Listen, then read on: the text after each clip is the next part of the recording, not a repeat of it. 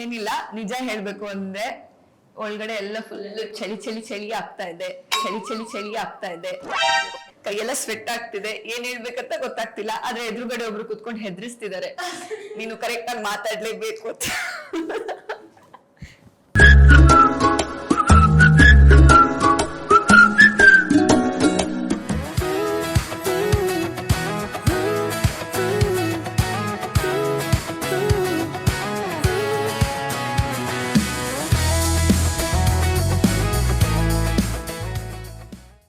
ಯಾವಾಗ ಯಾವಾಗ ಯಾವಾಗ ನೀವೆಲ್ಲರೂ ನನ್ನ ಕೇಳ್ತಿದ್ದಿದ್ದು ಒಂದೇ ಪ್ರಶ್ನೆ, ಯಾವಾಗ? ಅದು ಇವಾಗ.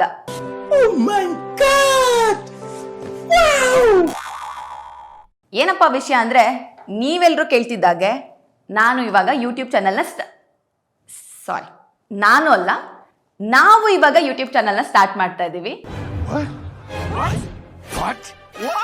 ಆದ್ರೆ ಅದು ಯಾರ ಜೊತೆ ಅನ್ನೋದು ನಿಮಗ್ ಸರ್ಪ್ರೈಸ್. ಇವಾಗೇನೋ ನಾನು ಯೂಟ್ಯೂಬ್ ಚಾನಲ್ ಸ್ಟಾರ್ಟ್ ಮಾಡಬೇಕು ಅಂತ ರೆಡಿ ಆದೆ, ಮೈಂಡ್ ಸೆಟ್ಟು ಫಿಕ್ಸ್ ಆಯಿತು. ನಿಮ್ಮೆಲ್ರಿಗೂ ಗೊತ್ತಿರೋ ಥರ ತುಂಬ ದಿನದಿಂದ ನೀವೆಲ್ಲ ಕೇಳಿದ ಮೇಲೆ ಈಗ ಫೈನಲಿ ಒಂದು 3 ವರ್ಷದ ನಂತರ ರೆಡಿ ಆಗಿದ್ದೀನಿ. ಅದಾದಮೇಲೆ ಈಗ ನನ್ನ ಎದುರುಗಡೆ ಕೂತ್ಕೊಂಡು ಭಯಪಡಿಸಿದಾರಲ್ಲ, ಆ ಟೀಮ್ ಎಲ್ಲರೂ ಸೇರಿಸ್ಕೊಂಡು ಏನಪ್ಪ ವಿಡಿಯೋ ಮಾಡೋದು ಅಂತ ತುಂಬ ಯೋಚನೆ ಮಾಡಿದ್ವಿ.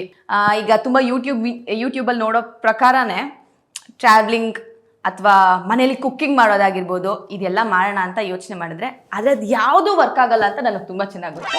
ಯಾಕಂದರೆ ಸತತವಾಗಿ 3 ವರ್ಷದಿಂದ ನಿಮ್ಮೆಲ್ರಿಗೂ ಇರೋದು ಒಂದೇ ಪ್ರಶ್ನೆ, ನನಗೆ ಮದುವೆ ಏಜ್ ಬಂದಿದೆ, ಆದರೆ ಅಷ್ಟೊಂದು ನೀವು ಹೇಳೋ ಥರ ಯಾವಾಗ ನಿಮ್ಮ ಮದುವೆ, ಯಾರ ಜೊತೆ ನಿಮ್ಮ ಮದುವೆ, ಯಾವಾಗ ಆಗ್ತೀರಾ? ಓಕೆ, ಅದಕ್ಕೆ ಡಿಸೈಡ್ ಮಾಡಿದ್ದೀನಿ.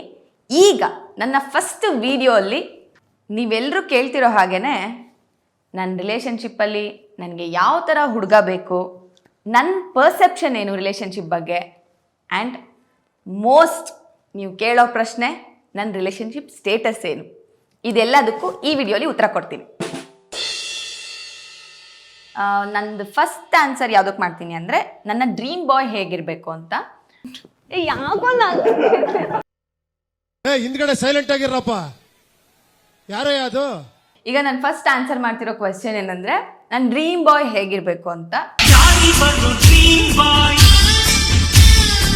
ಡ್ರೀಮ್ ಬಾಯ್ ಅದೇ ಒನ್ ಟೈಮಲ್ಲೆಲ್ಲ ಇತ್ತು, ಓಕೆ ಹಂಗಿರ್ಬೇಕು ಹಿಂಗಿರ್ಬೇಕು, ಅವಾಗೆಲ್ಲ ಇನ್ನೇನಿರುತ್ತೆ ಬರೀ ಲುಕ್ಸು, ಓಕೆ ಅದೋ ಒಂದು ಹೀರೋನ ನೋಡ್ಬಿಟ್ಟು ಓಕೆ ಹಿಂಗಿರ್ಬೇಕು ಅಂತೆಲ್ಲ ಅನ್ಕೊಂಡಿರ್ತೀನಿ. ಬಟ್ ಒಂದು ಏಜ್ ಆದಮೇಲೆ, ಅಂದರೆ ತುಂಬ ಏಜ್ ಆಗಿಲ್ಲ, ಸ್ವಲ್ಪ ಒಂದು ಏಜ್ ಆದಮೇಲೆ ಅನಿಸಿರೋದೇನು ಅಂತಂದರೆ, ಎಲ್ರಿಗೂ ಇರೋ ಥರ ಫಸ್ಟ್ ಮ್ಯೂಚುವಲ್ ರೆಸ್ಪೆಕ್ಟ್ ಇರಬೇಕು, ಇಬ್ಬರಿಗೂ ಲಾಯಲ್ ಆಗಿರಬೇಕು, ಹಾಗೆ ಕೇರಿಂಗ್ ಇರಬೇಕು.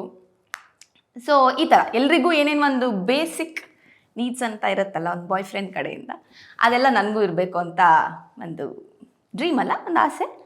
ಹಾಗೆ ಅಂದರೆ ಅದೆಲ್ಲದಕ್ಕಿಂತ ಇಂಪಾರ್ಟೆಂಟ್ ಏನಂದರೆ, ನನಗೆ ನನ್ನ ಲೈಫಲ್ಲಿ ಒಂದು ಚಿಕ್ಕ ಪ್ರಪಂಚ ಇದೆ. ಫ್ಯಾಮಿಲಿಗೆ ಅವರು ಹೊಂದ್ಕೊಳ್ಳೋ ಥರ ಆಗಿರಬೇಕು, ಫ್ಯಾಮಿಲಿನ ರೆಸ್ಪೆಕ್ಟ್ ಮಾಡಬೇಕು, ಅದು ತುಂಬಾ ಇಂಪಾರ್ಟೆಂಟ್. ಯಾಕಂದರೆ ಬರೀ ಜಸ್ಟ್ ನಾವಿಬ್ಬರೇ ಅಲ್ಲಲ್ಲ, ಫ್ಯಾಮಿಲಿನೂ ತುಂಬ ಇಂಪಾರ್ಟೆಂಟ್ ಆಗ್ತಾರೆ, ಯಾವಾಗಲೂ ಜೊತೆಗಿರ್ತೀವಿ. ಅದನ್ನು ನಾನು ತುಂಬ ಇಷ್ಟಪಡ್ತೀನಿ ಒಂದು ಹುಡುಗನಲ್ಲಿ. ಈ ಒಂದು ಪರ್ಸೆಪ್ಷನ್ ನನಗೆ ಬರೋದಕ್ಕಾಗಿರ್ಬೋದು, ಈ ಒಂದು 4-5 ನಾನು ಏನು ಹೇಳಿದೆ, ಒಂದು ಲವ್ವಿಂಗ್, ಕೇರಿಂಗ್, ಅದು ಎಲ್ರಿಗೂ ಇರೋ ಆಸೆ. ಬಟ್ ಅದನ್ನು ನನಗೆ ಬರೋದಕ್ಕೆ ಕಾರಣ ಏನು ಅಂತಂದರೆ, ನಮ್ಮ ಅಪ್ಪ ಅಮ್ಮ ಅವ್ರದ್ದೊಂದು ಲವ್ ಸ್ಟೋರಿ ಸಕ್ಕತ್ತಾಗಿದೆ. ಇದನ್ನು ಫಸ್ಟ್ ವೀಡಿಯೋ, ಮುಂದೆ ಬರೋ ವೀಡಿಯೋಲ್ಲಿ ನಾನು ನಿಮಗೆ ಆ ಲವ್ ಸ್ಟೋರಿದು ಒಂದು ಮಾಡ್ತೀನಿ ವೀಡಿಯೋ. ಸೊ ಅವರಿಬ್ರನ್ನ ಚಿಕ್ಕ ವಯಸ್ಸಿಂದ ಅವ್ರು ಎಷ್ಟು ಕ್ಯೂಟ್ ಕಪಲ್ಸ್ ಅಂದರೆ, ನನ್ನ ಫ್ರೆಂಡ್ಸ್ ಎಲ್ಲ ಹೇಳ್ತಾ ಇದ್ರು, ನಿಮ್ಮ ಮನೆಗೆ ಬಂದರೆ ಯಾವುದೋ ಒಂದು ಲವ್ ಸ್ಟೋರಿ ನೋಡ್ದಂಗೆ ಆಗುತ್ತೆ ಅಂತ ರೇಕ್ಸೋರು. ಸೊ ಅವರಿಬ್ರನ್ನ ನೋಡಿ ನೋಡಿ ನೋಡಿ ನನಗೆ ಓಕೆ ಇವ್ರು ಹೆಂಗಿದಾರೋ ಲವ್ ಸ್ಟೋರಿ ಅಂದರೆ ಎಲ್ಲರೂ ಮನೆಯಲ್ಲೂ ಅದೇ ಥರನೇ ಇರುತ್ತೆ, ಕಪಲ್ಸ್ ಅಂದ್ರೇ ಹಿಂಗಿರ್ತಾರೆ ಅನ್ನೋ ಥರ ನಾನೊಂದು ಪರ್ಸೆಪ್ಷನ್ಗೆ ಬಂದುಬಿಟ್ಟಿದ್ದೆ. ಅದಾದಮೇಲೆ ನನಗೂ ಗೊತ್ತಾಯಿತು, ಸೊ ಎಲ್ಲ ಲವ್ ಸ್ಟೋರೀಸು ಹಂಗಿರಲ್ಲ ಅಂತ. ಬಟ್ ನಾನು ಯಾವಾಗಲೂ ಡ್ರೀಮ್ ಮಾಡೋದು, ಅವರಿಬ್ರನ್ನ ನಾನು ಅಷ್ಟು ವರ್ಷ ಜೊತೆಗೆ ನೋಡಿರೋದ್ರಿಂದ ಅದೇ ಥರ ನನ್ನ ರಿಲೇಷನ್ಶಿಪ್ ಇರಬೇಕು ಅನ್ನೋದು ನನಗೆ ಆಸೆ. ಬಟ್ ಅದು ರಿಯಾಲಿಟಿಗೆ ಆಗತ್ತಾ ಇಲ್ವೋ, ಬಟ್ ಯಾವಾಗಲೂ ನಾನು ಅದನ್ನು ಬಯಸ್ತೀನಿ, ಹಾಗೆ ಇರಬೇಕು ಯಾವುದೇ ಕಪಲ್ಸ್ ಆದರೂ ಅಂತ. ಸೊ ಅಷ್ಟೇ ನನ್ನ ಡ್ರೀಮ್ ಬಾಯ್. ಎಲ್ಲರ ಬಗ್ಗೆ ಹೇಳಿದ್ಮೇಲೆ, ಎಲ್ಲದ್ರ ಬಗ್ಗೆ ಹೇಳಿದ್ಮೇಲೆ ನಿಮಗೂ ಗೊತ್ತಾಗಿರುತ್ತೆ ನನಗೆ ಯಾವುದೇ ಕಾರಣಕ್ಕೂ ಅರೇಂಜ್ ಮ್ಯಾರೇಜ್ ಮೇಲೆ ಇಷ್ಟ ಇಲ್ಲ, ಒಂದು ಲವ್ ಮ್ಯಾರೇಜ್ ಬಗ್ಗೆನೇ. ಆ್ಯಂಡ್ ನಾನು ಆಗಲೇ ಹೇಳಿದ್ನಲ್ವ, ನಮ್ಮ ಅಪ್ಪ ಅಮ್ಮಂದು ಕೂಡ ಒಂದು ಲವ್ ಮ್ಯಾರೇಜ್ ಆಗಿರೋದ್ರಿಂದ ಅದೇ ಥರ ನನಗೂ ಒಂದು ಲವ್ ಮ್ಯಾರೇಜ್ ಆಗಬೇಕು ಅಂತ ಇಷ್ಟ. ಆದರೆ ತುಂಬ ವರ್ಷ ಈಗ ನೀವುಗಳೇ ಕೇಳ್ದೋಂಗೆ ತುಂಬ ವರ್ಷ ಬಾಯ್ ಫ್ರೆಂಡ್ ಇದಾನಾ ಇಲ್ವಾ ಈ ಕನ್ಫ್ಯೂಷನ್ ಇದ್ದಾಗ ಹಾಗೆ ಮನೇಲೂ ಕೂಡ ಓಕೆ ನೀನು ಹುಡುಗನ ಹುಡುಕ್ತೀವಿ ಮದುವೆ ಆಗು ಸೆಟ್ಲ್ ಆಗು ಅಂತೆಲ್ಲ ಹೇಳ್ತಿರ್ತಾರೆ. ಆದರೆ ನನಗೆ ಅದು ಯಾವುದೇ ಥರ ಇಷ್ಟ ಇಲ್ಲ. ಈಗಾಗಲೇ ಹೇಳಿದ ಥರ ನಂಗೆ ಲವ್ ಮ್ಯಾರೇಜ್ ಇಷ್ಟ ಇರೋದ್ರಿಂದ ನನಗೆ ಹುಡುಗ ಸಿಕ್ಕಿದಾನಾ, ನಾನು ಲವಲ್ಲಿ ಬಿದ್ದಿದ್ದೀನಾ ಇಲ್ವಾ ಏನು ಅನ್ನೋದನ್ನು ನೆಕ್ಸ್ಟ್ ವಿಡಿಯೋಲಿ ಹೇಳ್ತೀನಿ.